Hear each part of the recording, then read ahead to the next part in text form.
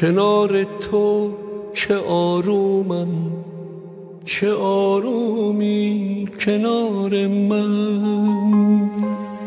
تو چشمای تو آرومه، چشای بیقرار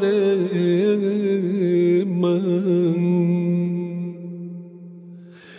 تو میفهمی که خوشحالم، تو میفهمی دلم تنگه، تو میدونی که خواب من کدوم شب هاست که بیرنگه. تو مثل آسمون ساده، مثل پرواز آزادی، مثل دلبستگی امنی، مثل لبخند آبادی.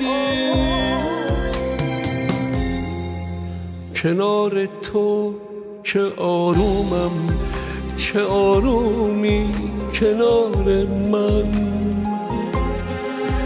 تو چشمای تو آرومه، چشای بیقرار من.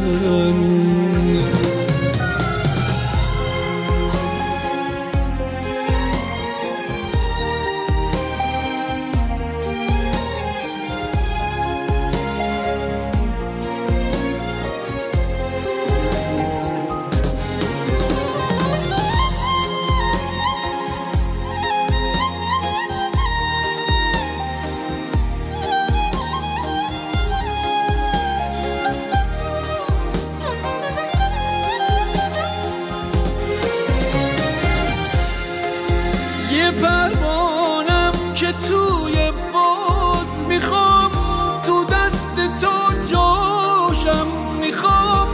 وقتی که دلگیرم تو آغوش خودت باشم. میخوام وقتی دلت تنگه غمت رو شونه ها باشه. اگه عشقی تو چشمات مسیرش گونه ها باشه. کسی جز تو نمیتونه منو عاشق کنه هم درد. کسی جز من نمیتونه تو رو عاشق کنه. برگرد کنار تو چه آرومم، چه آرومی کنار من. تو چشمای تو آرومه، چشای بیقرار